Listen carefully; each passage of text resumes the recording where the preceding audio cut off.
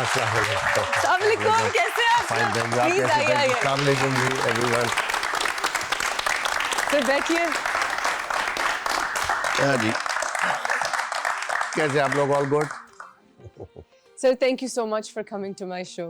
Thank you for taking out the time. No, thank you for inviting This me. is so cool. I get to meet you formally and officially. I'm friends with your children. Well, जी with जी, Hazem, I know, basically, and I know the Thank other you very one. much for inviting, Ushna, and good to see you in this role.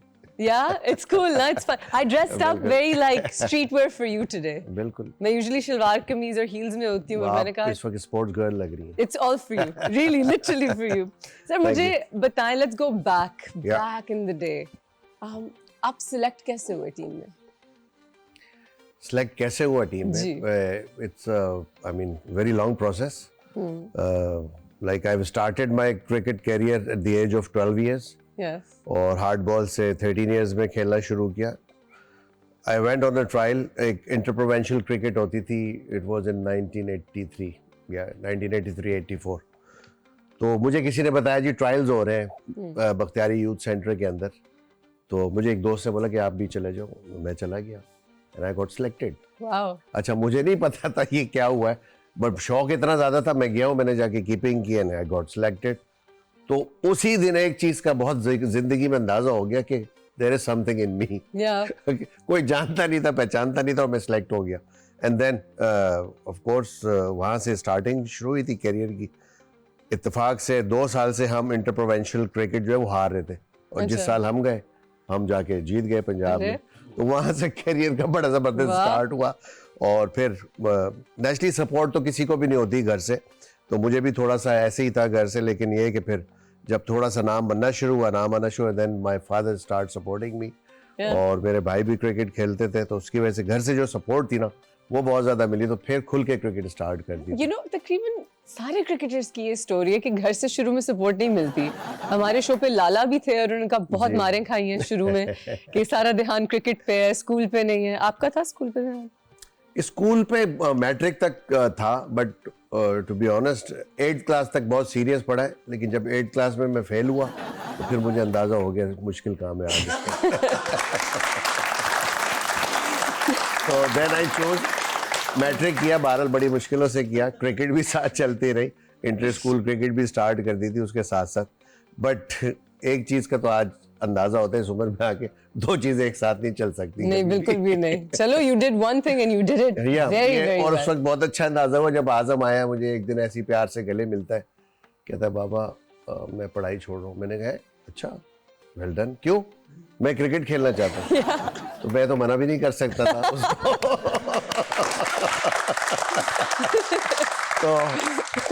तो मैंने कहा okay ठीक है, but मैंने कहा सिर्फ एक मेरी बेटा गुजारिश है आपसे, फिर उस लेवल की क्रिकेट खेल लेना कि मजा आए, फिर मुझे भी, मैं भी एंजॉय करूं. Yes. तो अल्हम्दुलिल्लाह he is done well so far. He's done very well. उम्मीद है कि फ्यूचर में भी इंशाल्लाह ताला. It's always so nice to see him hit those chakkas. I remember because I think he's my closest cricket buddy out of all the cricketers.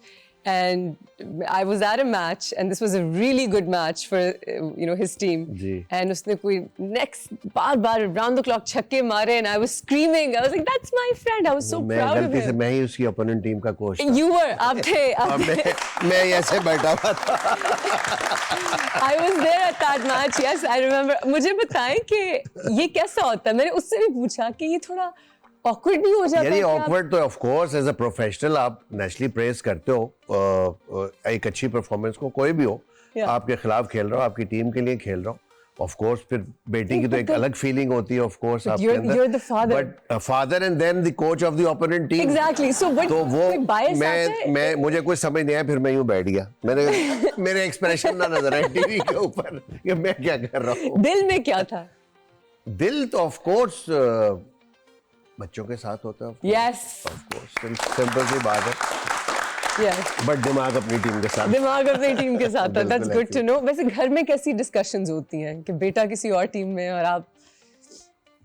Discussion कम होती है, cricket की इतनी नहीं होती. कभी आप अपने प्लेयर की वीकनेस बताते हैं आजम को कि यार ये जब करे ना तो इसकी ये आजम से डिस्कस होता है. आजम को वीकनेसेस तो इतनी डिस्कस नहीं होती क्योंकि क्रिकेट की बेसिक्स एक जैसी हैं ऑलमोस्ट.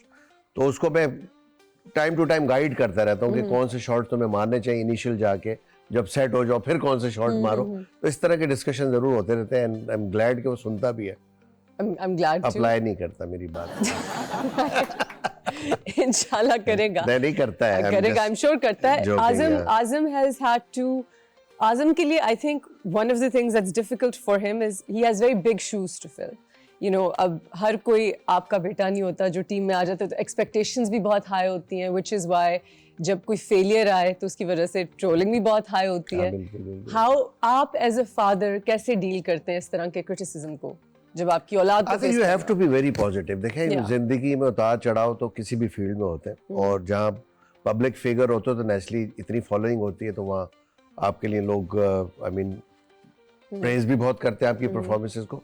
तो आपको हमेशा पॉजिटिव लेना चाहिए, और हमेशा सबसे पहले सेल्फ असेसमेंट करनी चाहिए आपको कि भाई आपके अंदर क्या ऐसी फॉल्ट है, क्या फ्लॉज है जो आप ओवरकम कर सकते हो। तो यही चीज़ मैं समझाता हूँ उसको, और सबसे सिंपल तरीका यही होता है कि अगर आप अपनी सेल्फ असेसमेंट कर लें, आप ये सोच लें कि हाँ मेरे ही अंदर कोई गलती है। कुछ लोग ऐसे भी होते हैं just for the sake of criticism करते हैं, जी मोइन खान का बेटा है, मोटा है, हेल्दी है, या कभी फेल हो जाता है, तो करते हैं, ऐसे भी लोग होते हैं। बट आई ऑलवेज टेल आजम के बेटा पॉजिटिव रहना जिंदगी में, क्योंकि आजम के मैं खुद पर्सनली समझता हूँ, मुझे नहीं पता था इस चीज़ का, मेरे जो बड़े भाई है Nadeem Khan is also test cricketer और is working in PCB as director.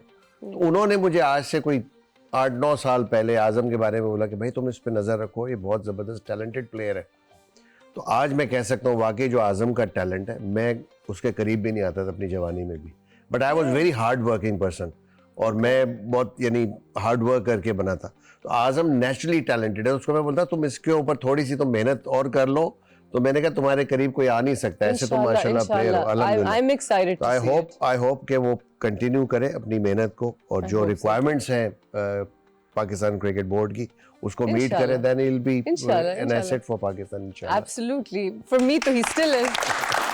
हम ऑडियंस से एक छोटा सा सवाल लेते हैं जी, कौन पहला सवाल पूछ रहा है? सर मुझे मालूम करना है, मैं भी बचपन से क्रिकेट का फैन हूँ, और आपका जो ज़माना था वही मेरा भी ज़माना था क्रिकेट का, और उस ज़माने के जो आप लोग क्रिकेटर थे वो बड़े दिलेर और बहादुर नज़र आते थे, ऑन फील्ड में भी ऑफ फील्ड में भी। क्या आज भी ऐसा है? हमें ऐसा नज़र नहीं आता। लेकिन सबसे पहले तो वालेकुम अस्सलाम जी, thank you very much for praising, and बिल्कुल जो भी किया है दिल से किया है, और यही वजह है कि आज तक माशाल्लाह आप जैसे लोग याद रखते हैं। और क्रिकेट में आपको पता है, क्रिकेट हो कोई भी ज़िंदगी का शौक हो, ब्रेवरी बहुत ज़रूरी होती है, बोल्ड डिसीजन ज़रूरी होते हैं, और आपको अपनी ओपोनेंट को डोमिनेट करना होता है। तो वहाँ पे इसी वजह से बस ये एफर्ट नज़र आती थी मेरी आपको। जहाँ तक आजकल की क्रिकेट की बात है, मेरा ख्याल है कि हर एरा में अपने हिसाब से अल्लाह ताला टैलेंट देता है। आज की भी अगर हम टीम देखें, जिस तरह की आज फास्ट क्रिकेट हो गई है, तो पाकिस्तान की टीम जो बेस्ट टैलेंट है वही खेल रहा है। बट अनफॉर्चुनेटली जो हमारे टाइम का फ़र्क है, क्योंकि हमारे टाइम में इवेंट्स काफ़ी हमने जीते हैं, वर्ल्ड कप जीता हुआ है, वर्ल्ड कप 2 दफ़ा खेला हुआ है, फाइनल 2 दफ़ा खेला है, एशिया कप जीता है, बट रिसेंट पास में कोई इतना बड़ा आपने इवेंट नहीं जीता, जिसकी वजह से मैं समझता हूँ कि वो जो पाकिस्तानी कौम के अंदर एक ये सोच है ना कि हमारी टीम अच्छी नहीं, टीम अच्छी है, बट दुनिया की दूसरी टीमें भी बहुत अच्छी हो गई हैं साथ साथ, और कुछ कंडीशंस की भी बात होती है। बट आई ऑलवेज प्रेज जो हमारा यंग्स लॉट है, मैं समझता हूँ ये बेस्ट टैलेंट है, बट इनको एक टीम एफर्ट की बहुत ज़्यादा ज़रूरी है, वो जो एक यूनिटी होती है, क्योंकि हमारे टाइम में भी बड़े फड्डे होते थे टीम के अंदर, बट हम जब बाउंड्री क्रॉस करते थे वो सारी चीज़ें फिर सेकेंडरी हो जाती थी हमारे लिए। तो ये थोड़ा सा ये टॉलरेंस लेवल हाई करना पड़ेगा, बट ये बेस्ट टीम है पाकिस्तान की। सर हम एक ब्रेक पे जाने वाले हैं, और जब हम वापस आएंगे तो मैं आपसे उन फड्डों के बारे में पूछूंगी।